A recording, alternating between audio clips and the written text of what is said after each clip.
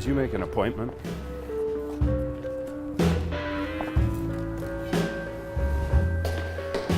I still think we should have made an appointment. I got it, don't worry.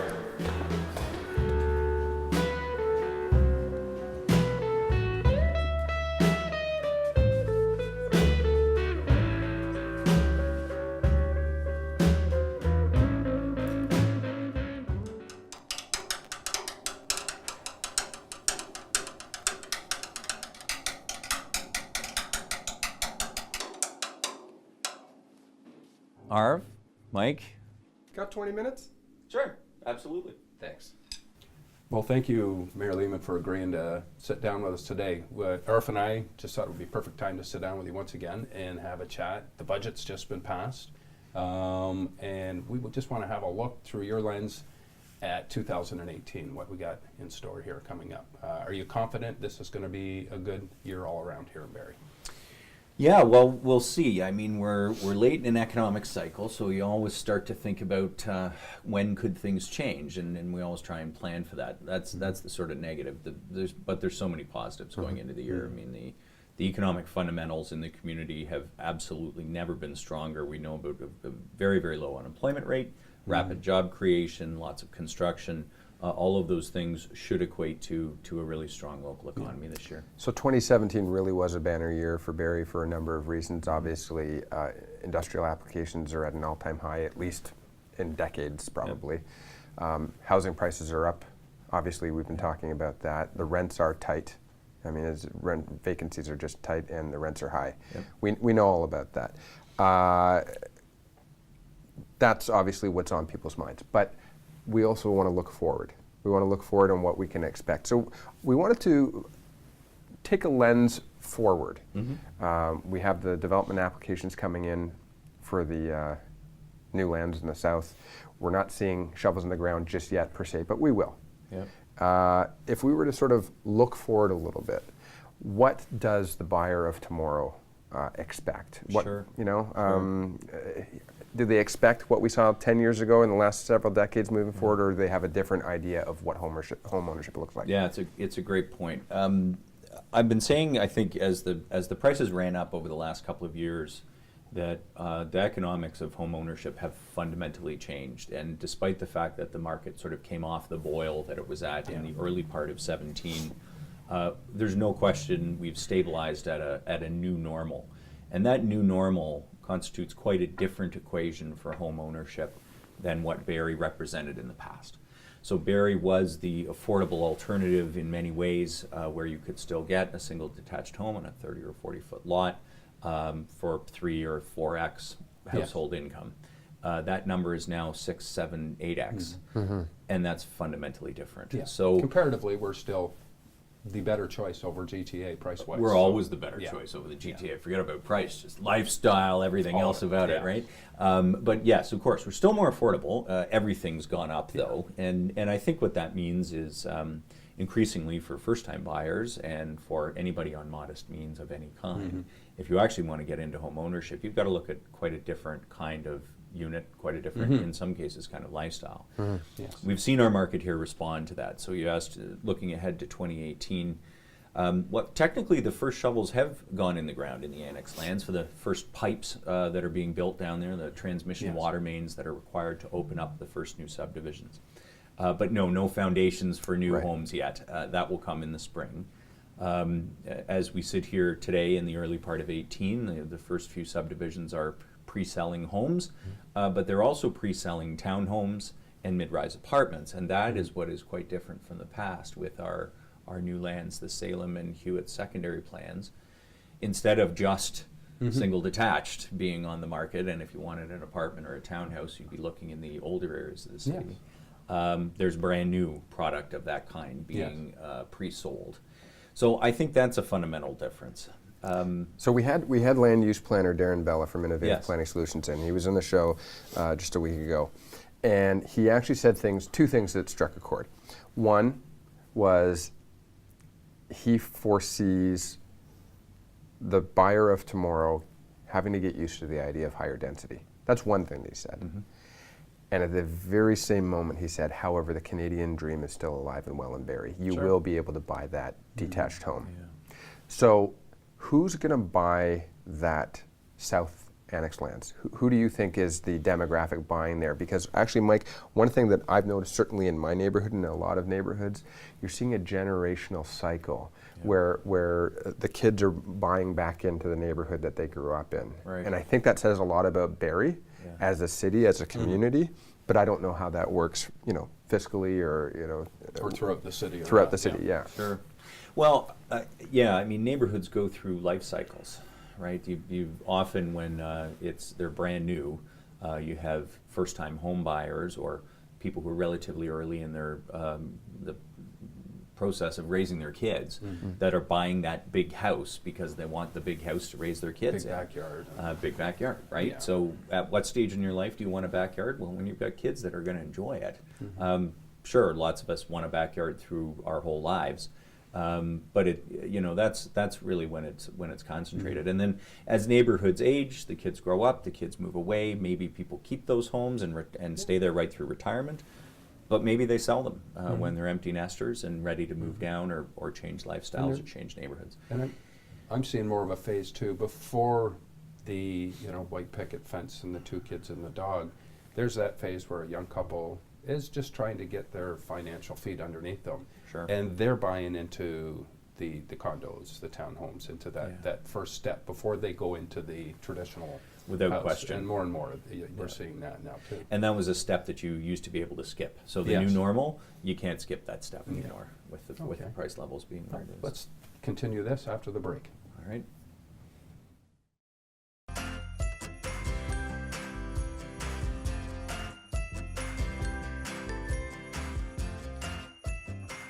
So welcome back to Hitting Home. We're here with Mayor Jeff Lehman. Thanks for joining us again. Of course.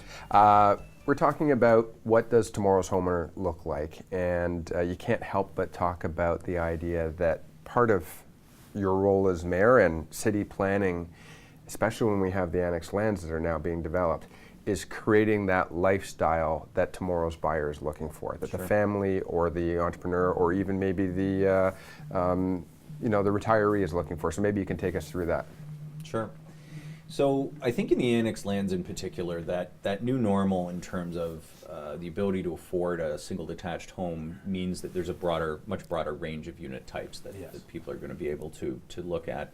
But I think you hit on neighborhood, and it's interesting, you've seen that language creep into real estate listings, to the process of selling a home. Walkability scores is one of my favorite examples of that, where now we're recognizing the value that we intrinsically used to put through that conversation with your real estate agent about, oh, it's a lovely neighborhood, you can walk to this, there's a park around the corner, there's a library here, those sorts of things. We're formalizing that and maybe raising its prominence because we're recognizing that the buyer of tomorrow is looking to buy neighborhood, location, but buy specific things in the neighborhood as well as just what's behind the doors of the home. Yeah.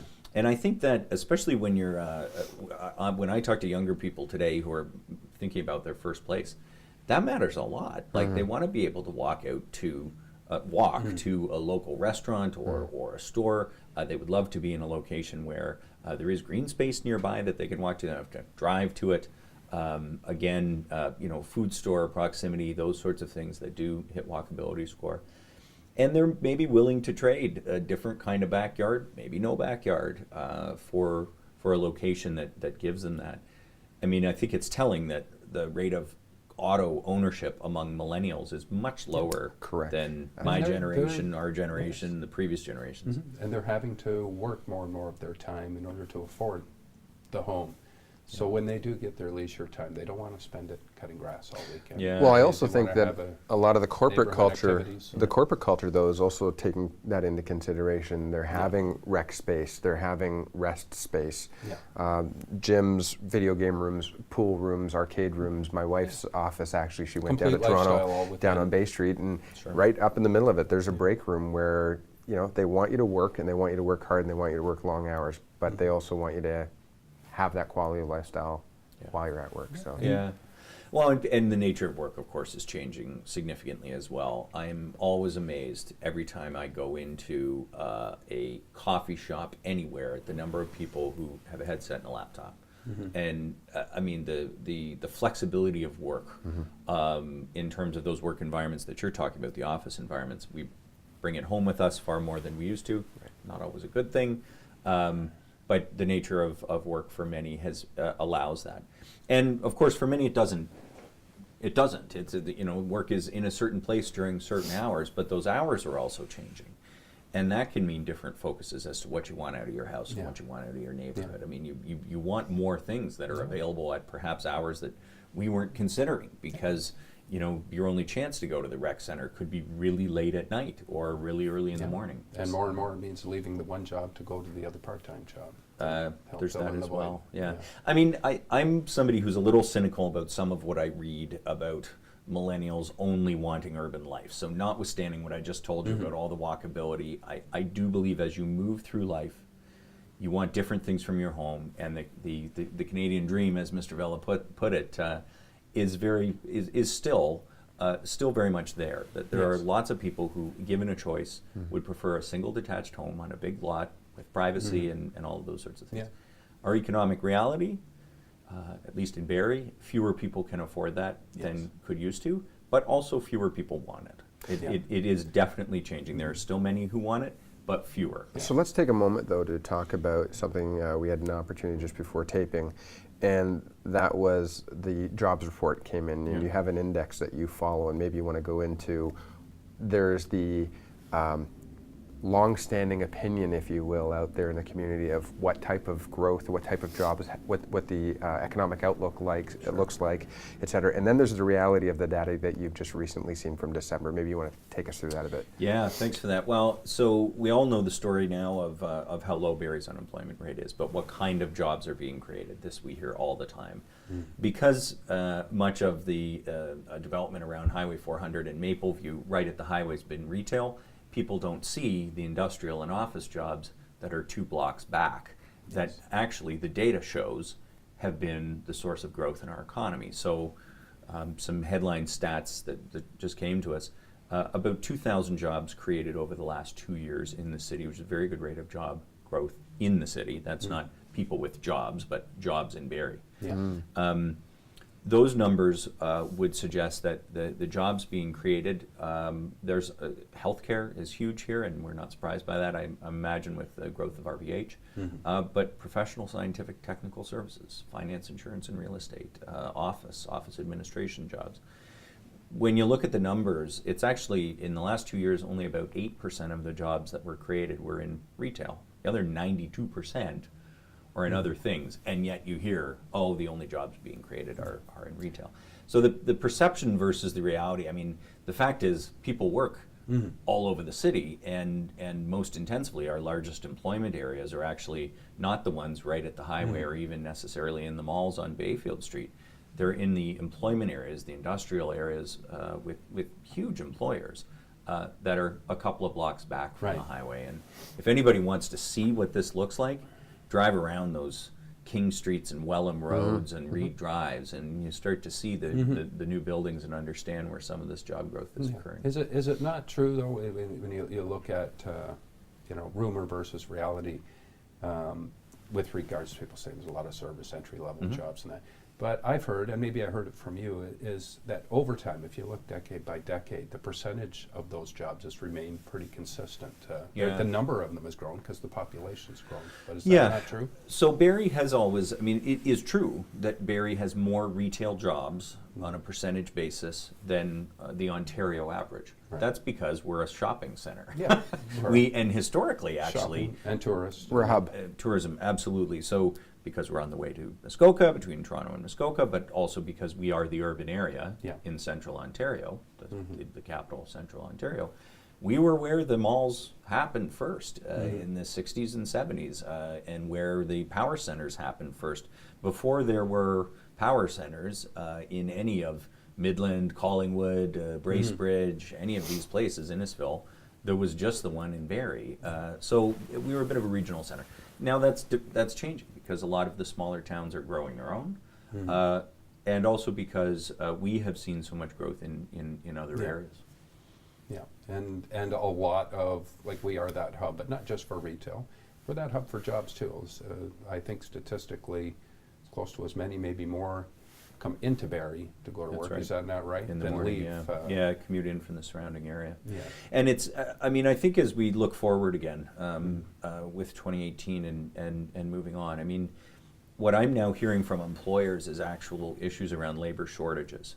So that is a real sea change. And I suspect that as I say this in speeches and to Barrie audiences, it's going to be one of the harder things for people to believe, because we've been so trained to believe that unemployment is elevated and that it is a struggle to find jobs. It is absolutely a struggle to find jobs. For anybody who's looking for work, it is always a struggle, and particularly for those who may have lost their job in a long time industry that's been disrupted and changed, and now are maybe not necessarily trained for the jobs that we're going to see in 2018.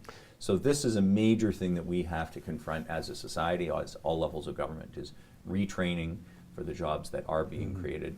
And it's fair to say, let's make sure those are good jobs, not very temporary, very precarious jobs. So when we come back from the break, let's pick up on that just a little bit in terms of what training is available within the city. Sure. We will touch on taxes if you don't mind. Absolutely.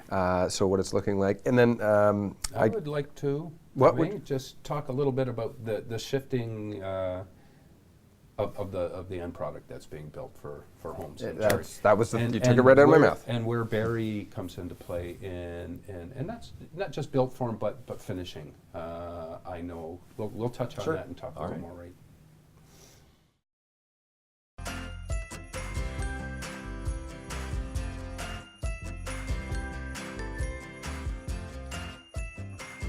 And welcome back to Hitting Home with Mike and Arif, and we're here. We have the good fortune of being with Mayor Jeff Lehman here today. And what I said before the break, maybe I'll just articulate it a little better, is when you look at the design form of buildings over the last 10, 20 years, there's been a lot of consistency, and not always has it been exciting design.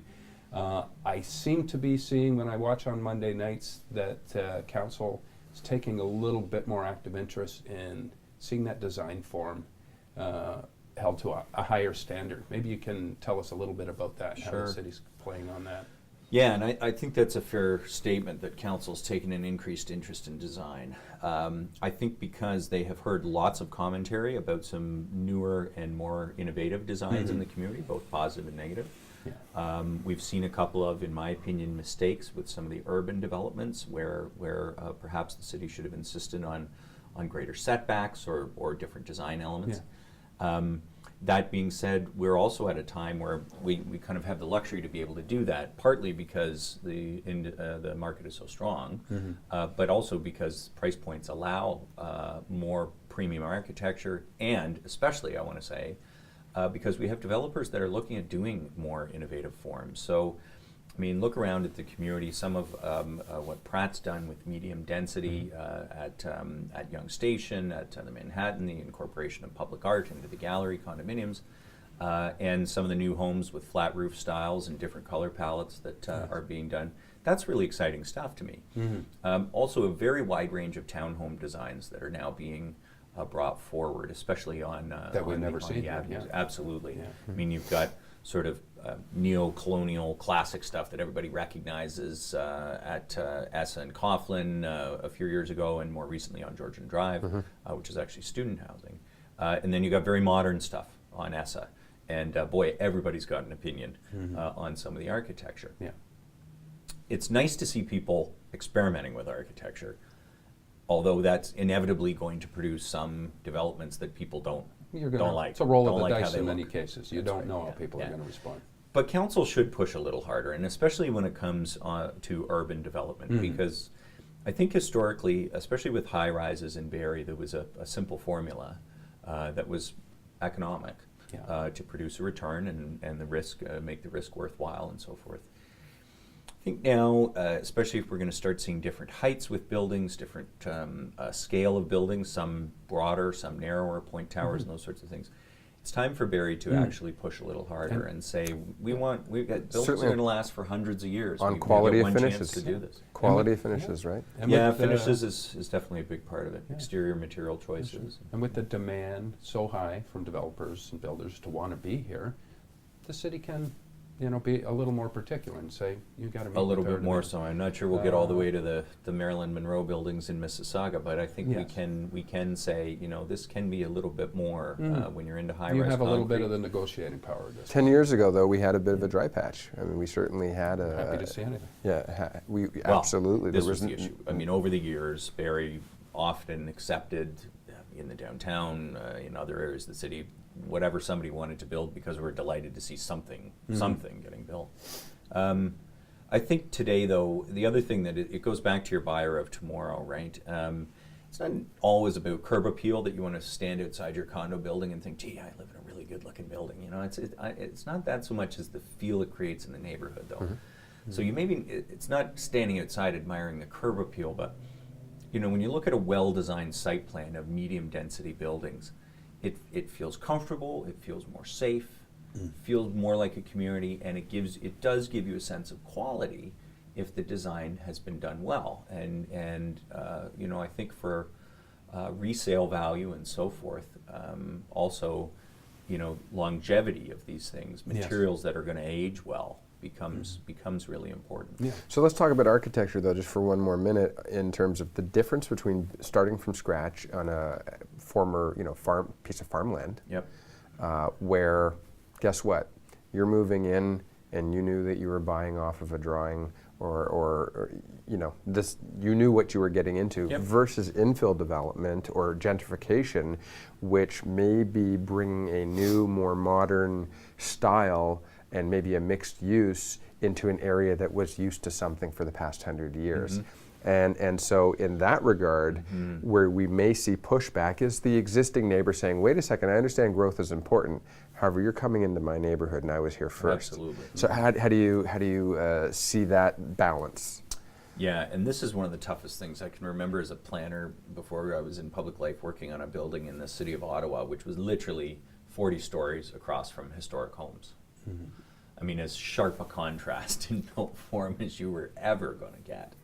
And it was an intense negative response, and as you can understand, not just NIMBY, I have to say broader in the community, it's just too stark, but it was right on the edge of downtown Ottawa. We have a little bit of those challenges coming in Barrie, where we're going to have sites on the edges of downtown, on Bradford Street, maybe less of an intense conflict there because Bradford was commercial historically and there's some industrial behind it, but certainly on the edges of downtown Barrie and certainly in Allendale, where the built form, when it changes to high-rise, even on sites that may be appropriate for that, will contrast so sharply with what's been there historically. The podium design, especially when it is a podium that supports the high-rise, that becomes just critical. And that you don't try and squeeze every possible unit into every corner of the site, that there's thoughtful transition to the surrounding built form, And those sorts of things. When you look over the timeline, I just popped to mind was Grove Street and the proposed building there at the YMCA. Now when those homes were built, was the edge of Barrie, not just the edge of downtown. Yeah. That was the edge of town. That's you right. know. Those homes were probably built prior to the 400 highway going in there, and there were just farm fields beyond that. And now that's central town. So, the map changes, and those zones are starting to be utilized much differently, and that's the contrast you guys got to deal with around the table. and It keeping is, and I everyone mean, if you look around here at City Hall, the 2 blocks surrounding, there's all kinds of those types of transition issues, even where you've got historic homes that have been converted to offices, they've been functioning as offices for 20 years. Even those eventually become, as we've seen in and around the downtown, as we're seeing at Owen and Collier, which is shortly to be a large new development. They become obsolete in a way. Yes. The historic homes, though, are so beautiful. The older or sort of 60s era office buildings or commercial buildings perhaps don't have a lot of Collier, architectural yeah. value. They might not. But the historic homes that are 150-year-old railway homes that are beautiful Yeah. houses, they have a huge amount with of a heritage history to value. them as well. We don't want to lose that. Yeah. So So those are tough decisions for council because people, come forward with plans that may be very positive for the city overall, but they can come at a cost, and the architecture is really important. So, Mike, you had one more question. I'm going to spill it for you, if you don't mind. We have literally 2 minutes left. The budget's just been passed. Yes. And you had a question. Do you think we could ever see a day where we could be at a 0%? Is that a realistic possibility tax in increase. this day and age? And given the fact that people do want to move in, you've also got the retiring community, the seniors community Yeah. as well, struggling to stay in the homes as taxes Absolutely. rise on a fixed income. Yeah. Touch on that. You got 2 minutes.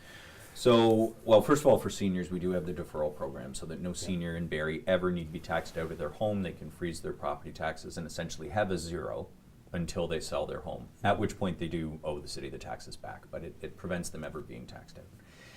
Will we ever see 0% again? Only if there's a fundamental change to fiscal federalism in this country.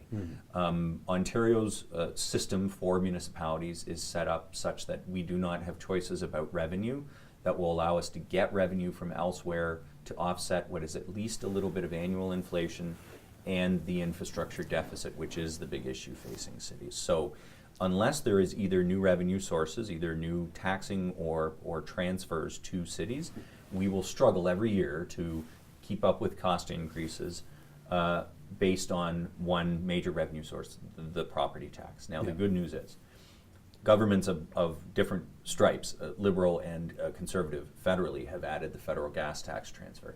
The province has uploaded social services. Those are sustained changes. That's the kind of change we need. Unfortunately, it's only a little bit. It's not enough to keep taxes down, even in some cases to the rate of inflation. But if a few more of those things could happen in our fiscal federalism in Canada, if we recognized that cities, municipalities are where people live, is where most of the services are delivered, if those kinds of changes could be made, then we could get to at least tax increases at the rate of inflation or even below on the property tax. And that could be well more equitable, because the last thing I'll say is the property tax isn't a great source. It was meant to provide services that protect property. It was never meant to support human services, economic development, libraries, all of these things that we now depend on it for. Keep the So- pressures on. With that, Mayor Lehman, we do have to wrap it up. We're completely out of time. you. Thanks for your time. Thanks for having me on the show. Always enjoy it. Okay, all right. Excellent. Thanks, Mike. See you in a minute. All right.